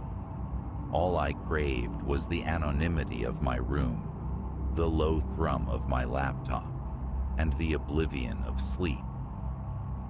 Room 215 awaited on the second floor, accessed via stairs that groaned underfoot like something in pain. The door swung inward, revealing the expected tableau. A bed, a scarred dresser, a small desk huddled beneath a weak, jaundiced light. The mattress looked forgiving enough. My travel bag landed upon it with a sigh of finality, severing my connection to the miles behind me. For a few hours, work provided a shield, the electronic hum of my computer, a fragile bulwark against the profound stillness. Outside, silence reigned absolute. No cars, no voices, only the vast, empty dark. It wasn't peaceful. It was a presence, leaching warmth from the air, prickling the skin with the sensation of unseen eyes. I scanned the room's corners, verified the deadbolt's reassuring solidity, and forced my attention back to the screen, labeling the unease as mere paranoia, born of isolation. Midnight tolled internally. I retreated to the bathroom, the fluorescent tube overhead stuttering erratically as I brushed my teeth. That's when the sound surfaced. A faint vibration, less a noise than a tremor in the silence, seeming to emanate from the other side of the wall. A low susurrus, like water through ancient pipes, or perhaps something else. I stilled, listening intently, but the sound dissolved back into the quiet. Old plumbing, I reasoned, or a fellow guest stirring next door. Plausible deniability. I rinsed, killed the lights, and surrendered to the bed. Darkness flooded the room, thick and palpable. The silence returned, pressing down like a physical weight. Then, on the very edge of sleep, it returned. A murmur, hushed and indistinct, yet undeniably closer, whispering from the plaster inches behind my head. The words remained elusive, tangled threads of sound. I bolted upright, pulse hammering against my ribs, ears straining against the profound blackness. Is anyone there? The question emerged as barely a breath. Only silence answered, vast and mocking. The building settling, wind sighing through unseen cracks, rationalizations offered by a mind desperate for purchase. Yet doubt lingered, a cold knot tightening in my gut. I slipped from the bed, the floorboards cold beneath my feet, and pressed my ear flat against the wall's cool surface. Waiting, listening, nothing. I retreated beneath the covers, pulling them high, a flimsy shield. Closing my eyes felt like an act of surrender, but exhaustion warred with apprehension. Relax, I commanded my taut muscles. Relax. Sleep, tentative and shallow, began to claim me when the knock came. Soft. So soft it might have been imagined, a mere flutter against the silence. But it was there, a definite rapping, seemingly distant, yet disturbingly internal. Not from the hallway door, but from somewhere deeper within the structure itself. My heart leaped. I sat rigid, listening, every nerve alight. Silence. The clock face glowed, 2:03 a.m., a late arrival perhaps, fumbling for their room. Yet the sound's origin felt wrong, displaced, trapped in the heavy quiet, watched by the sentient darkness. I fought the rising tide of panic, telling myself it was nothing, just the groans of an old building, just my frayed nerves painting phantoms onto the night. Eventually, the need for rest overrode the fear. I lay back down, breathing deliberately, slowly, attempting to dispel the icy tendrils of dread. Old hotel, overactive imagination. I squeezed my eyes shut, willing oblivion. Suddenly, a breath of cold air feathered across my cheek. My eyes flew open. The room door stood slightly ajar, a dark vertical slash against the deeper black of the hallway. I knew, with chilling certainty, that I had locked it, had tested the deadbolt. Now, it hung open, a silent invitation, or perhaps evidence of a silent departure. Trembling, I rose and peered into the corridor. Empty, silent, a vacuum waiting to be filled. I secured the door again, the click of the lock echoing unnaturally loud, then retreated to the perceived safety of the bed, the unease now a palpable entity, sharing the room. As I lay staring into the oppressive darkness, a new sound began. A faint, dry scraping, like something being dragged hesitantly across the floorboards in the adjacent room. I held my breath, straining to hear. It stopped as abruptly as it began. Something was fundamentally wrong. I slid out of bed, crossed to the dividing wall, and tapped lightly. Silence answered. A decision formed. Descend to the lobby, find the spectral receptionist, inquire about my neighbor. Perhaps they too had heard the unsettling symphony of the night. The lobby, however, was deserted, the reception desk unmanned, bathed in the low, weary glow of a single lamp. I waited, scanning the threadbare armchairs and dusty corners. Nothing stirred. Hello? My voice sounded small, swallowed by the echoing space. No reply. As I turned to leave, my eye caught a ledger lying open on the counter, a crudely drawn schematic of the hotel's layout. Curiosity, or perhaps desperation, pulled me closer. Floor plans, room numbers meticulously inked. My finger traced the lines for the second floor, searching. And then the cold dread solidified, piercing through the confusion. Room 215 was absent. According to this map, the space I inhabited simply wasn't. A visceral chill traced my spine.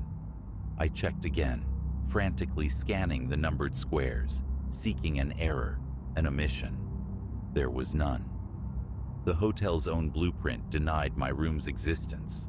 I recoiled from the desk as if it were hot, the floor seeming to tilt beneath me. Was this a dream?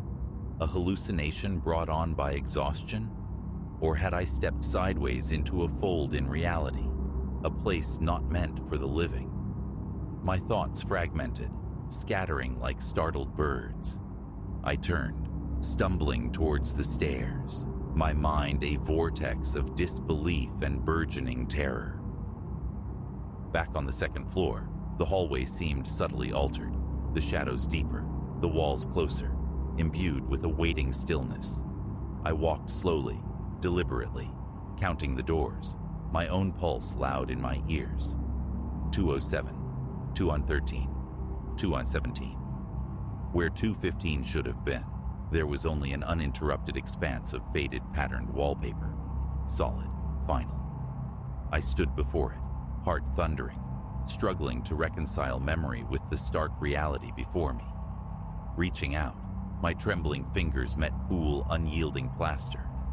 Then, from the shadowed space behind me, down the hall, a whisper drifted, thin and sibilant. I spun around, adrenaline surging, empty. The corridor stretched away, vacant and menacing. A strangled gasp escaped me. I turned and fled, down the hall, down the groaning stairs, bursting out into the cold, indifferent night. My car keys rattled in my shaken hand. I drove, leaving Gravel Ridge and its impossible hotel, shrinking in the rearview mirror, swallowed by the darkness. What transpired in those spectral hours remains inexplicable, a terrifying lacuna in the fabric of my memory. Whether madness or manifestation, I cannot say. But the certainty remains etched deep. I will never return.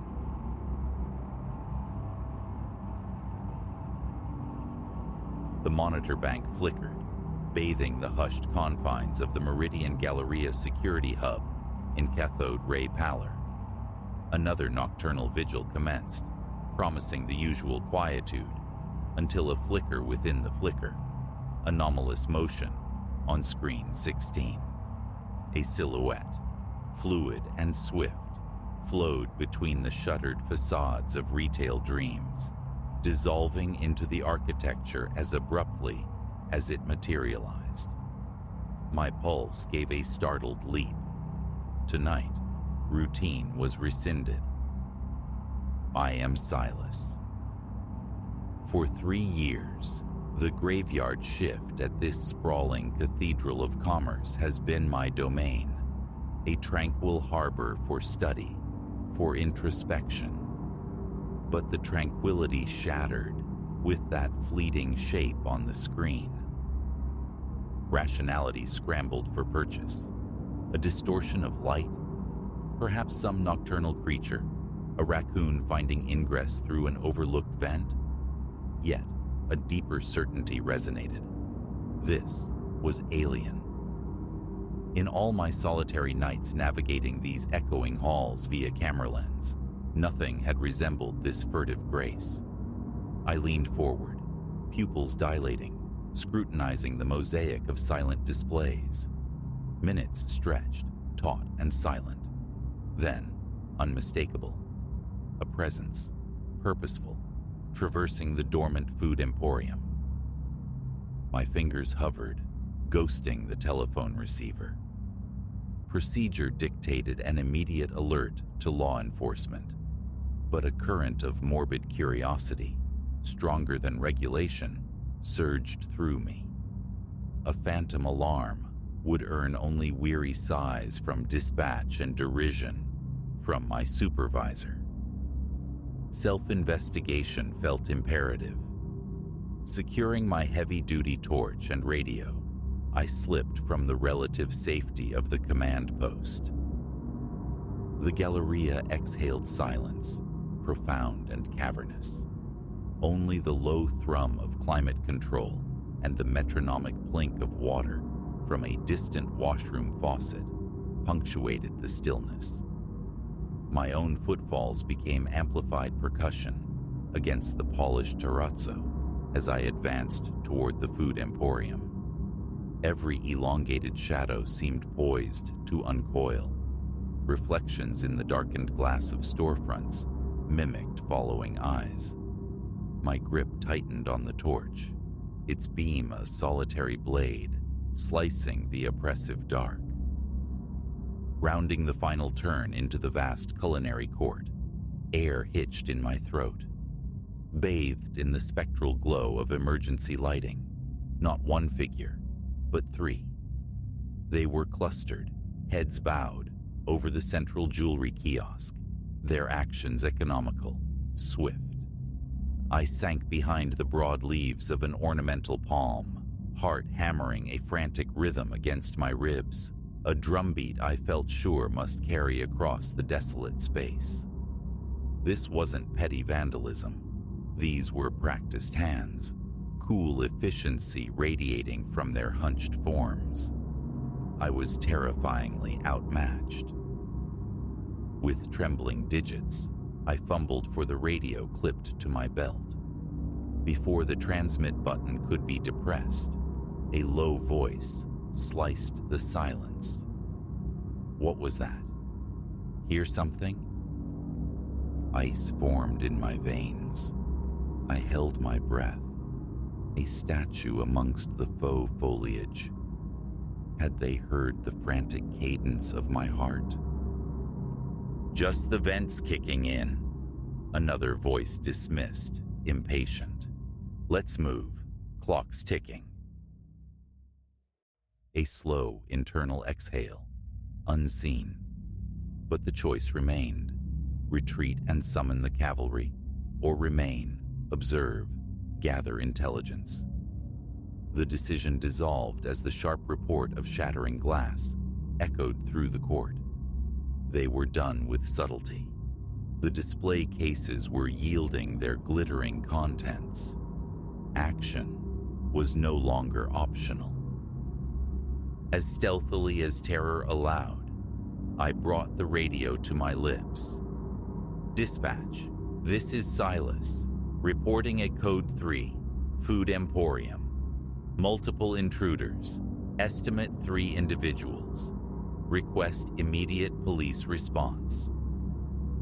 The reply crackled back instantly, clipped and professional. "Acknowledged, Silas. Units en route. Maintain observation only. Do not engage. Repeat, do not engage." Engage? The thought was ludicrous. My strategy was simple: melt into the background, be eyes and ears until the professionals arrived. But strategies often crumble upon contact with reality. Shifting for a clearer vantage point, my boot snagged the weighted base of the planter. It tilted, hesitated, then surrendered to gravity, crashing onto the tiles with a resonance that seemed to shake the very foundations of the Galleria. Stillness fractured. Chaos bloomed. "Noise! Over there!" one of the figures barked. "Someone's here, find him!" commanded another. There was no thought, only instinct. I exploded from my cover, sprinting away from the food emporium, back towards the main concourse. Behind me, heavy footfalls pounded in pursuit, punctuated by angry shouts. My mind raced, mapping the familiar territory under duress. The nearest service exit lay beyond the electronics superstore, hang a left at the Grand Fountain. But as I rounded the corner, hope plummeted. A heavy steel security gate gleaming dully barred the way. Escape denied. I skidded, casting about wildly for an alternative. The pursuit thundered closer. Desperation propelled me sideways into the adjacent novelty gift shop. Curios and keepsakes. Inside, a labyrinth of t-shirt racks and shelves groaning under the weight of kitsch. I plunged deeper, weaving through the clutter, seeking sanctuary. At the very back, a simple door. Staff only. Without a second thought, I wrenched it open and plunged through. A cramped stockroom embraced me, scarcely larger than a walk-in closet. Metal shelving units towered, laden with cardboard boxes, creating narrow canyons. I squeezed behind a precarious stack, fighting to muffle my ragged gasps. Outside, the sounds of the hunt. Display stands toppling, merchandise scattering as they ransacked the shop. I squeezed my eyes shut, projecting silent invisibility. The stockroom door groaned inward. Measured footsteps entered the confined space. Little mouse, a rough voice crooned, laced with menace. "Come on out, we're not gonna hurt ya." Much. Breath held captive in my chest, I remained utterly still. The steps drew nearer, pausing mere inches away, separated only by the cardboard wall. Silence stretched, thin and brittle. Then, abruptly, the boxes concealing me were violently shoved aside. I found myself staring up into the face of one of the intruders, A tall man, his features bisected by a faded scar, his eyes devoid of warmth. "Well now," he sneered, "a predator cornering prey. Looky what the cat dragged in." Pure reflex took over. My hand closed around the nearest object, a hefty, glitter-filled snow globe depicting the Galleria itself. With a surge of adrenaline, I flung it upwards. It connected solidly with his temple, a satisfying thwack, a choked curse, and he staggered back. I didn't pause for assessment. I scrambled past him, erupting back into the main shop. The other two thieves stood there, momentarily startled by my sudden reappearance. I exploited their hesitation, charging directly towards them. They lurched apart, clearing a path. I burst from the shop, back into the wide, echoing concourse. Behind me, the recovering thief roared orders. The chase resumed, more frantic now. I ran as I'd never run before, lungs searing, legs protesting, propelled purely by terror. I zigzagged through the dimly lit corridors, taking random turns, desperately trying to shake them. Then, rounding a familiar bend, salvation flickered into view. The security office. Reach it, lock the door, wait. Summoning a final reserve of energy, I sprinted, arm outstretched, fingers straining for the handle. The pounding footfalls were almost upon me. Just as my fingertips brushed the cool metal, a heavy impact slammed into my back. The world tilted, air punched from my lungs as I hit the floor hard. Rough hands seized me, flipping me onto my back. The scarred man loomed above, a trickle of blood tracing a path from his temple, where the snow globe had struck. His eyes were infernos of rage. "You're gonna regret that," he snarled, fist drawing back. I shut my eyes, bracing. The blow never landed. Instead, the Galleria was instantly flooded with blinding light. A magnified voice crashed down from the PA system. "Police department, the building is surrounded. Exit with your hands visible." The grip on me slackened. In that instant of distraction, I reacted. My knee drove upwards hard, into his midsection. He gasped, folding, and I writhed free. The ensuing moments dissolved into a cacophony. Shouts, commands, the scuffle of feet, the decisive click of handcuffs. Then, stillness descended once more, punctuated only by official murmurs. I found myself seated on the bumper of an ambulance, a coarse shock blanket draped over my shoulders, a paramedic murmuring reassurances. A detective approached, notebook open. "Mr. Hayes," he began, his voice calm. "Silas Hayes. Gotta say, that was unorthodox, risky. But thanks to your intervention, we apprehended these individuals mid-act." I managed a nod, the adrenaline slowly receding, leaving a tremor in its wake. "Just doing my job," I rasped. The detective offered a thin smile. "Your job tonight might just help us dismantle something much bigger. This crew? They're tied to a string of high-value burglaries we've been chasing for months. Your testimony, the evidence here, this could be the linchpin." As dawn began to bleed watercolor hues across the eastern sky, I watched uniformed officers escort the three figures away. The scarred man's gaze met mine as they guided him towards a squad car. The look wasn't anger now, but stark, hollow defeat. A look I wouldn't soon forget. In that exchange, a profound shift occurred within me. I wasn't merely Silas Hayes, night watchman, observer from the shadows. I had faced down palpable danger, made choices under fire, and emerged. Later, giving my formal statement, thoughts strayed beyond the immediate aftermath. A career change. The detective's casual mention of needing good people resonated differently now. This night, this crucible, had revealed a capacity I hadn't known I possessed.